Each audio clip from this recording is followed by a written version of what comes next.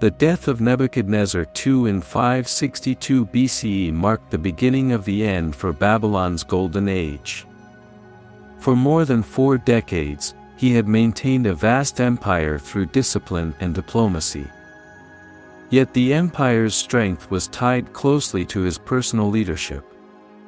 Without his vision and control, Babylon began to unravel. What followed was a turbulent period of short-lived rulers, religious unrest, and political intrigue, culminating in the rise of Nabonidus, the last king of Babylon, and the eventual conquest of the city by Cyrus the Great of Persia. In the years immediately after Nebuchadnezzar's death, the throne passed through a series of weak and often violent successions. His son Amel-Marduk ruled only 2 years before being assassinated by his brother-in-law, Neriglissar, a powerful military commander. Neriglissar continued some of Nebuchadnezzar's building projects but died after 4 years, leaving his young son, Marduk, to inherit the throne. The boy king was quickly overthrown in a palace coup, and the throne passed to Nabonidus, a man of non-royal background whose reign would both fascinate and divide historians for centuries. These rapid successions reveal the political instability that plagued the late Neo-Babylonian state. Behind the grandeur of Babylon's temples and walls lay a fragile power structure dependent on the loyalty of court factions, priests, and military leaders.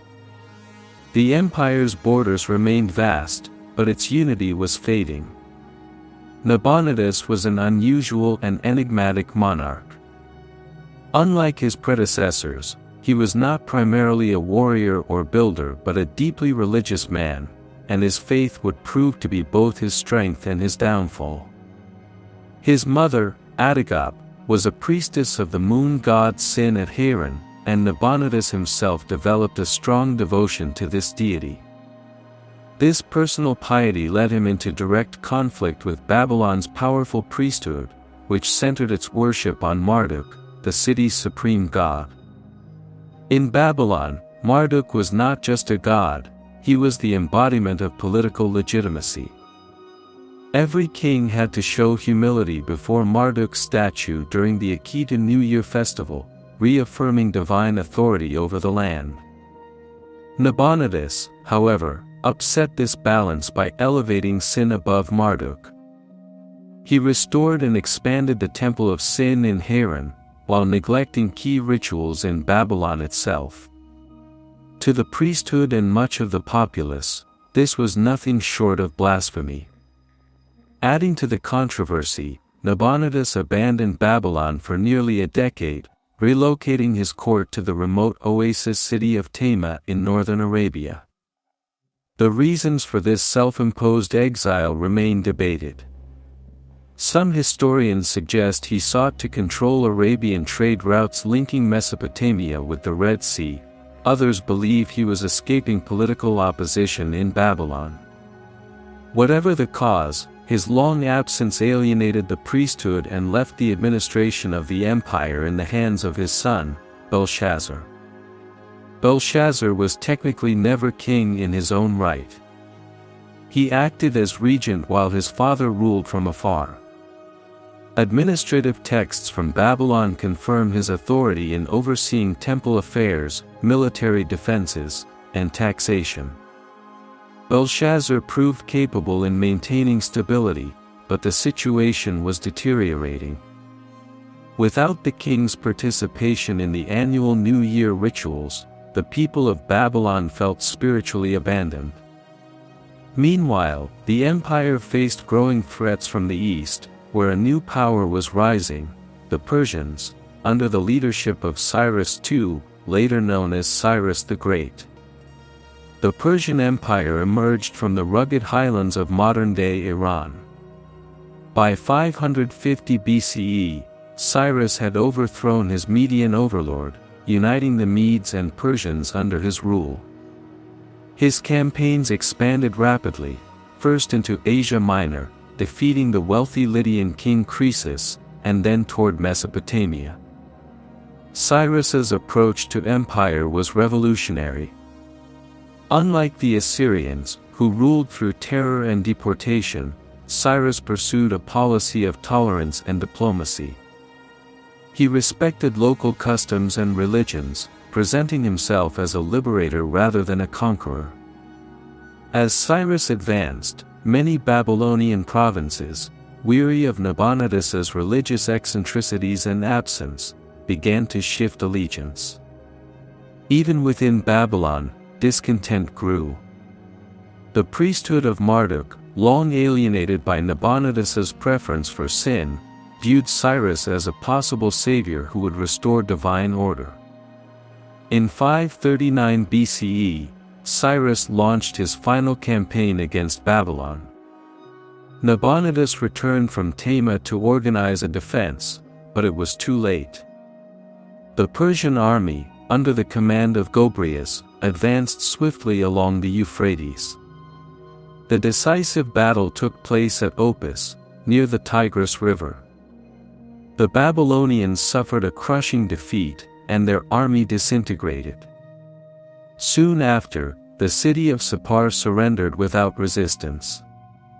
According to the Nabonidus Chronicle, one of the most reliable contemporary sources, Babylon itself fell without significant bloodshed. On October 12, 539 BCE, Persian forces entered the city by diverting the Euphrates River, allowing troops to march through the riverbed under Babylon's mighty walls. There was no large-scale destruction or massacre. The transition of power was remarkably peaceful. The priests of Marduk opened the gates, welcoming Cyrus as a restorer rather than an invader. Nabonidus was captured alive, and Belshazzar, according to later traditions, was slain during the final assault on the palace. Cyrus entered Babylon shortly after, presenting himself not as a conqueror, but as a rightful ruler chosen by Marduk. But it is debated whether he was a monotheist or not. While he was a follower of Zoroastrianism, a religion that is considered monotheistic by many historians, in a sense that it believed in worship of one supreme God, he is highly regarded by the monotheists of the time. In Jews' traditions and the Hebrew Bible, he is termed as anointed by the God. To many historians, his actions were politically motivated, a way to gain the support of conquered peoples by respecting their beliefs and deities.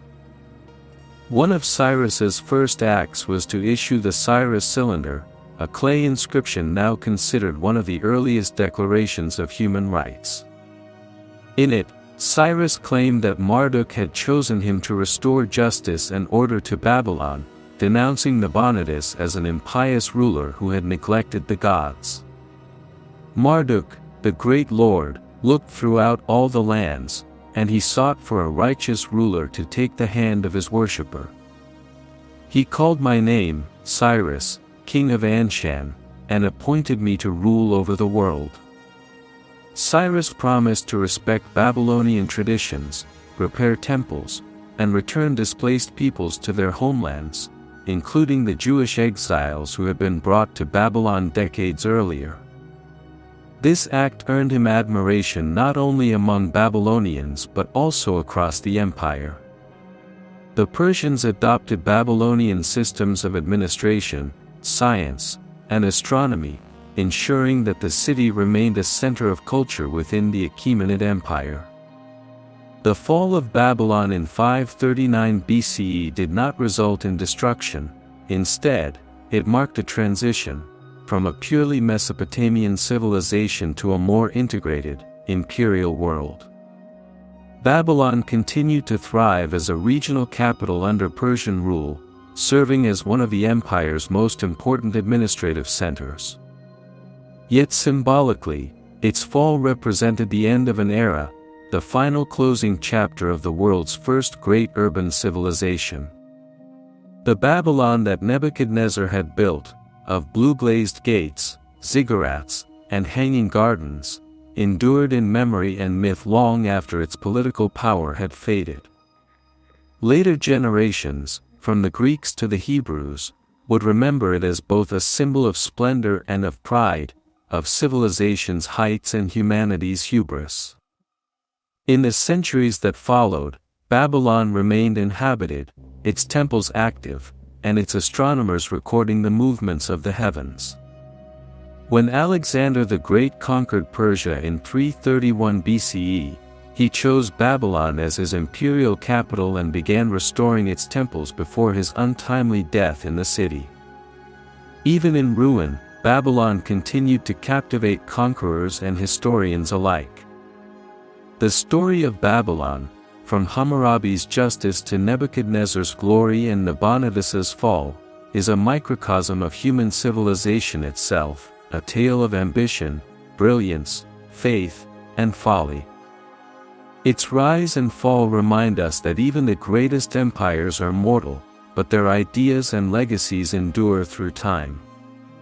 Thus ended the Babylonian Empire, not with fire and ruin, but with the quiet footsteps of an invading army welcomed as liberators, and the dawn of a new age under Persia, where Babylon, though conquered, would live forever in history. When Cyrus the Great of Persia entered Babylon in 539 BCE, the city was already ancient, its walls had stood for nearly 15 centuries, its ziggurat touched the skies, and its temples had seen the rise and fall of countless kings. Yet that moment marked both an end and a beginning, the end of Babylon's political independence and the beginning of its transformation from an imperial capital into a timeless legend.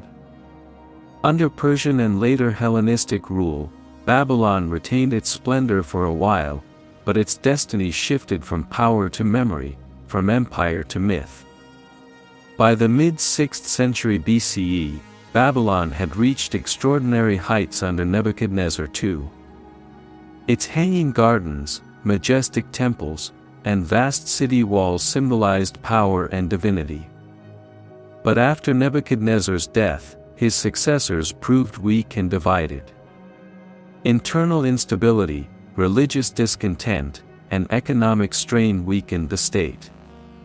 The last Babylonian king, Nabonidus, alienated the powerful priesthood of Marduk by favoring the moon god Sin and neglecting the traditional New Year festivals that celebrated Marduk's supremacy.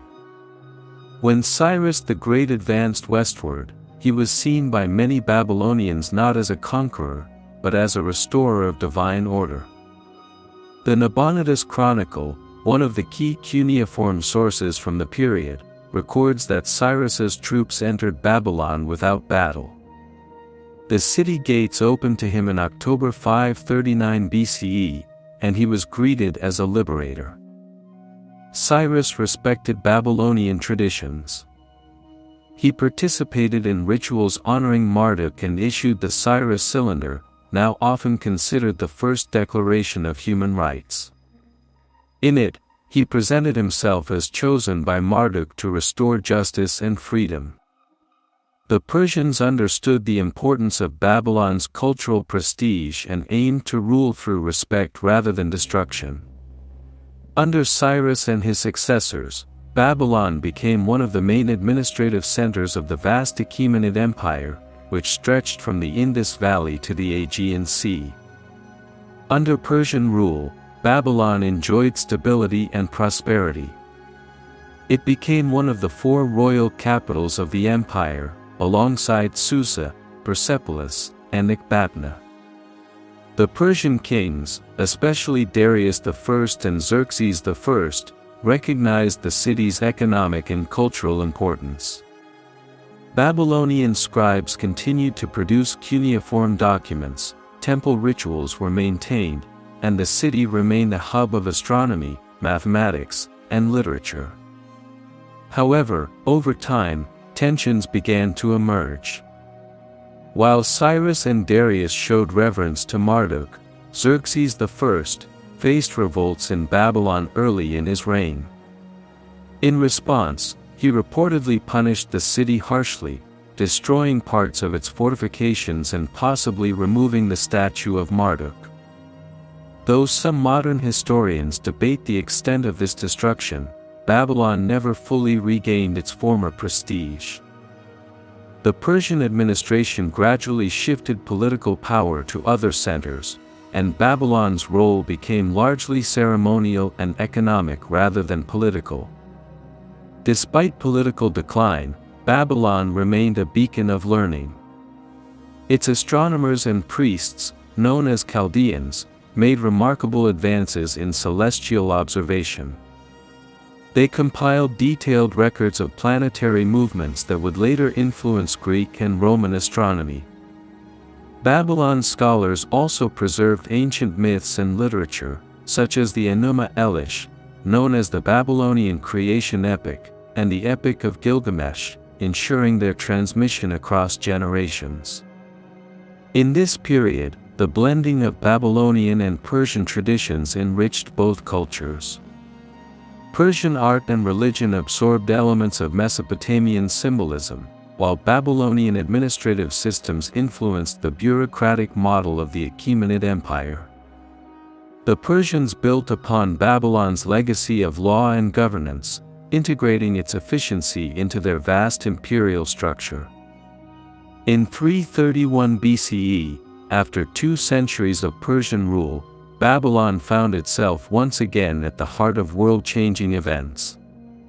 Alexander the Great, having defeated Darius III at the Battle of Gaugamela, marched triumphantly into Babylon. Unlike many conquered cities, Babylon did not resist him. The gates opened willingly, and Alexander entered amid celebration. He declared his intention to restore Babylon to its former glory, ordering the repair of its temples and the rebuilding of the great Etemenanke ziggurat, the fabled Tower of Babel. Alexander's fascination with Babylon was profound. Ancient sources like Arrian and Curtius Rufus describe how he treated the city with reverence, consulting its priests and adopting local customs. He envisioned Babylon as the capital of his world empire, a place where East and West would meet. His generals, engineers, and philosophers joined local scholars, creating a cosmopolitan environment unmatched in the ancient world. But destiny intervened. In June 323 BCE, Alexander fell ill and died in Babylon at the age of 32. His death transformed the city from a political center into a legend. According to tradition, his body was temporarily kept in Babylon before being moved to Alexandria. His passing marked the end of his dream of a unified world empire, and for Babylon, it marked the beginning of irreversible decline. After Alexander's death, his generals, known as the Diadochi, divided the empire among themselves. Babylon became a contested territory between the Seleucids and the Ptolemies. Initially, the Seleucid Empire, founded by Seleucus Nicator, controlled Mesopotamia. Seleucus founded a new city, Seleucia on the Tigris, around 305 BCE, only a few miles from Babylon. Designed as a modern Hellenistic capital, Seleucia drew much of Babylon's population, wealth, and administration away. By the 2nd century BCE, Babylon's temples were neglected, its walls crumbling, and its canals silted. Cuneiform writing, once the language of kings and gods, was gradually replaced by Aramaic and Greek. The city that had once defined civilization faded into quiet ruin. Yet its spiritual and symbolic legacy only grew stronger. Even in its decay, Babylon remained a site of pilgrimage and fascination. Greek historians such as Herodotus, Strabo, and Pliny the Elder wrote vivid accounts of its grandeur, describing its towering walls, its magnificent temples, and the mysterious hanging gardens, one of the 7 wonders of the ancient world. These descriptions, though often exaggerated or based on second-hand tales, immortalized Babylon in the Western imagination. By the time of the Parthians and later Romans, Babylon was little more than a memory. Travelers found scattered ruins, silent temples, and a handful of priests keeping the last flicker of ancient worship alive. Yet the idea of Babylon, its pride, its wealth, its divine ambition, endured. In Jewish, Christian, and later Islamic writings, Babylon became a symbol of moral corruption, human arrogance, and divine judgment. The Whore of Babylon in the Book of Revelation and the Tower of Babel in Genesis transformed the city from a historical capital into a moral allegory. Thus, while the physical Babylon crumbled, its mythic power expanded. The city that once ruled empires came to rule imagination itself. Through centuries of conquest and decay, Babylon's true immortality lay not in bricks or palaces but in the stories humanity told about it, a bridge between history and legend, reality in symbol. Under the Persians, Babylon was respected but politically subdued. Under Alexander, it was revived but short-lived. Under the Seleucids, it faded into silence. Yet each empire that occupied Babylon contributed to its legend. The Persians admired its wisdom, the Greeks romanticized its grandeur, and later generations turned it into a timeless moral and mythological symbol.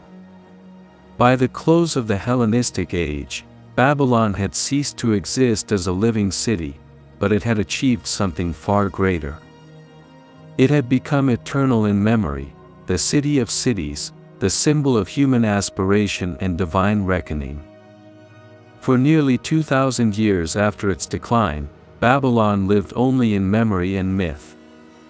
To Western civilization, it was a place of sin and splendor, arrogance and destruction, the city that had defied the heavens and fallen by divine will. But beneath the sands of Mesopotamia, the true Babylon lay buried, waiting to tell its own story. The rediscovery of Babylon in the 19th and 20th century stands as one of archaeology's most fascinating achievements, a journey from biblical legend to historical fact. Throughout the Middle Ages and Renaissance, Babylon was known primarily through religious texts.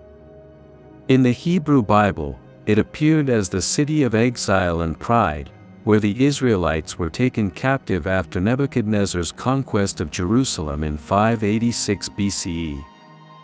To scholars, explorers, and theologians of early modern Europe, Babylon was both a mystery and a warning. Was it real? Could its ruins still exist? Ancient writers like Herodotus, Strabo, and Pliny the Elder had described it as immense and magnificent, with walls so broad that chariots could race upon them. But by the 17th century, travelers reported only mounds of mud brick ruins scattered near the village of Hilla in central Iraq. The land of Babylon seemed to have vanished into legend.